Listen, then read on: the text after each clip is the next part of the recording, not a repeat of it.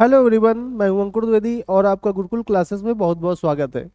आज का हमारा जो विषय रहेगा वो नवोदय विद्यालय प्रवेश परीक्षा 2026 जो कि दिसंबर माह में होगी, उसके कुछ महत्वपूर्ण बिंदुओं पर आज हम लोग चर्चा करेंगे। यह हमारा विषय रहेगा। ठीक है। हम लोग आज चर्चा करेंगे कि नवोदय विद्यालय में जो प्रवेश परीक्षा होगी, अगले साल की जो परीक्षा होगी या दिसंबर 26 में जो परीक्षा होगी, उसमें बच्चे की उम्र कितनी होनी चाहिए, शहरी क्षेत्र और ग्रामीण क्षेत्र क्या होता है, और नवोदय विद्यालय का सिलेबस क्या है, इसकी हम लोग चर्चा करेंगे। सबसे पहले हम डिस्कस करेंगे शहरी क्षेत्र और ग्रामीण क्षेत्र की। ठीक है। आपने नवोदय में सुना होगा कि नवोदय विद्यालय की जो परीक्षा होती है उसमें शहरी क्षेत्र के बच्चे और ग्रामीण क्षेत्र के बच्चे, ग्रामीण क्षेत्र के बच्चे अधिक से अधिक पास होते हैं।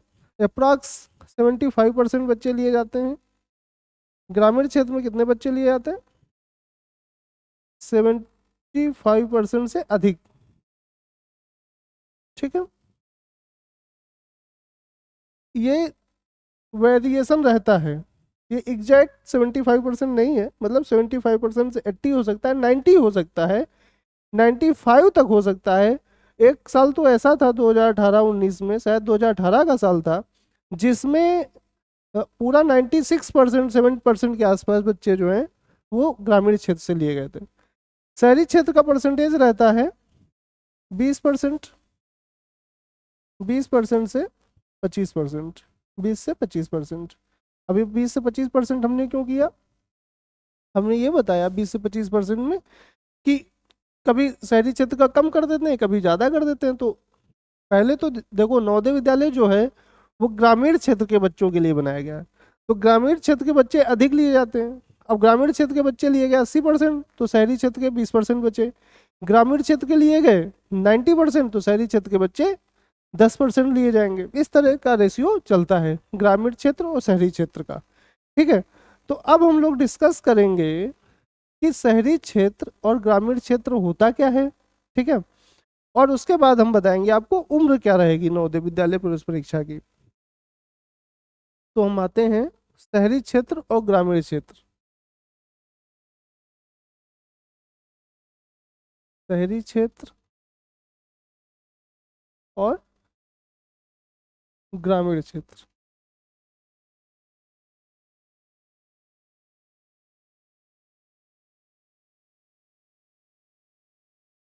जो सबसे बड़ा कंफ्यूजन होता है लोगों को कि शहरी क्षेत्र और ग्रामीण क्षेत्र होता क्या है। शहरी क्षेत्र हम उसको कहते हैं, या ऐसे समझिए, अगर आपका निवास कहाँ है, पहले तो हम निवास की चर्चा कर लेते हैं। अगर आपका निवास जो है, अगर आपका निवास शहरी क्षेत्र में है या फिर ग्रामीण क्षेत्र में है, तो इससे आप शहरी क्षेत्र या ग्रामीण क्षेत्र नहीं कहलाएंगे। ठीक है। आपका बच्चा शहरी क्षेत्र में रहता है या ग्रामीण क्षेत्र में रहता है, समझना, शहरी क्षेत्र में रहता है या फिर ग्रामीण क्षेत्र में रहता है, इससे बच्चा शहरी क्षेत्र या ग्रामीण क्षेत्र का नहीं कहलाता है। तो फिर किससे मतलब है? मतलब है विद्यालय की लोकेशन, विद्यालय की स्थिति से। ठीक है। ये बहुत कंफ्यूजिंग रहता है, विद्यालय की स्थिति से या लोकेशन से। विद्यालय की स्थिति से या फिर हम कह सकते हैं लोकेशन से। ठीक है। विद्यालय की विद्यालय की लोकेशन से। ठीक है। विद्यालय की लोकेशन से हमें पता चलेगा। अब मान लेते हैं विद्यालय शहरी क्षेत्र में। कहाँ है? विद्यालय शहरी क्षेत्र में। ठीक है। विद्यालय कहाँ है? शहरी क्षेत्र में। तो बच्चा जो है, बच्चा शहरी क्षेत्र का कहलाएगा। बच्चा कैसा कहलाएगा? वो बच्चे का एडमिशन कैसे होगा? वो शहरी क्षेत्र का होगा। ठीक है। और विद्यालय की अगर लोकेशन ग्रामीण क्षेत्र की है तो बच्चा ग्रामीण क्षेत्र का कहलाएगा। समझ में आई बात? बच्चे बच्चा कहाँ रहता है इससे कोई मतलब नहीं है, विद्यालय की लोकेशन से डिपेंड करता है। विद्यालय की लोकेशन अगर शहरी क्षेत्र में है तो बच्चा शहरी क्षेत्र का कहलाएगा, और विद्यालय की लोकेशन अगर ग्रामीण क्षेत्र में आती है तो बच्चा ग्रामीण क्षेत्र का कहलाएगा। ओके। तो यहाँ पर ये बात तो क्लियर हो गई आपको। ठीक है। सबसे बढ़िया रहता है अगर आपको ये पता करना है ग्रामीण क्षेत्र का विद्यालय है, अगर ग्रामीण क्षेत्र का विद्यालय है तो आपके यहाँ प्रधान चुना जाता होगा। विद्यालय अगर ग्रामीण क्षेत्र का है, विद्यालय अगर ग्रामीण क्षेत्र का है तो निश्चित रूप से उस गांव में प्रधान जरूर चुना जाता होगा। अगर प्रधान चुना जाता है तो ग्रामीण क्षेत्र का विद्यालय। कोई कोई कंफ्यूजन में रहता है कि उसका विद्यालय शहरी क्षेत्र में आता है ग्रामीण क्षेत्र में आता है, तो आप ऐसे जान सकते हैं। नहीं तो एक तरीका और है, आप जो है लेखपाल से पता कर सकते हैं। लेखपाल आपको बता देगा कि विद्यालय की लोकेशन क्या है। ठीक है, बात समझ में आई। उसके बाद हम लोग आते हैं, शहरी ग्रामीण क्षेत्र हो गया क्लियर। उसके बाद हम आते हैं उम्र पे। ओके, उम्र से पहले हम आएंगे पाठ्यक्रम पे, सिलेबस क्या रहेगा। देखिए पाठ्यक्रम क्या है, नवोदय विद्यालय का जो पाठ्यक्रम होता है तो उसमें जो है रीजनिंग 40 क्वेश्चन होते हैं। ठीक है, गणित का कितना क्वेश्चन होता है, 20 क्वेश्चन होता है। और हिंदी का कितना क्वेश्चन होता है, 20 क्वेश्चन होता है। टोटल मार्क्स होते हैं इसके हो जाएंगे 50 मार्क्स, 50 अंक, 50 अंक के होते हैं। ठीक है, इसमें होंगे 25 अंक, और हिंदी के भी होते हैं 25 अंक।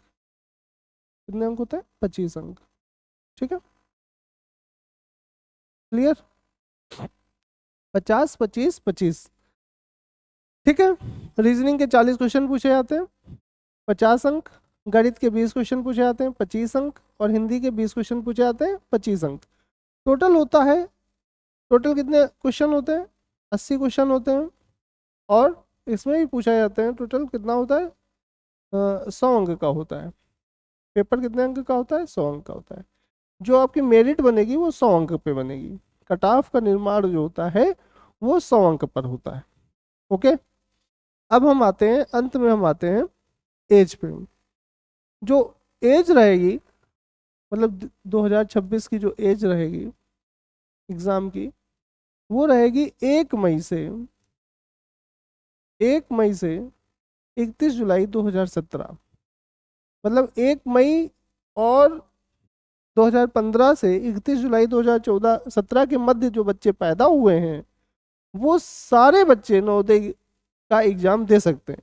एक शर्त और है इसमें, एक शर्त और है। कौन सी शर्त, उनका कक्षा 5 में एडमिशन, कक्षा कक्षा 4, या हम कह सकते हैं कक्षा 5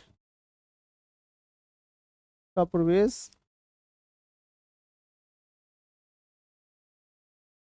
अप्रैल मई जून जुलाई, शायद अगस्त तक का रहता है इतना। अप्रैल 26, मई 26, जून 26, जुलाई 26, सितंबर तक शायद रहता है।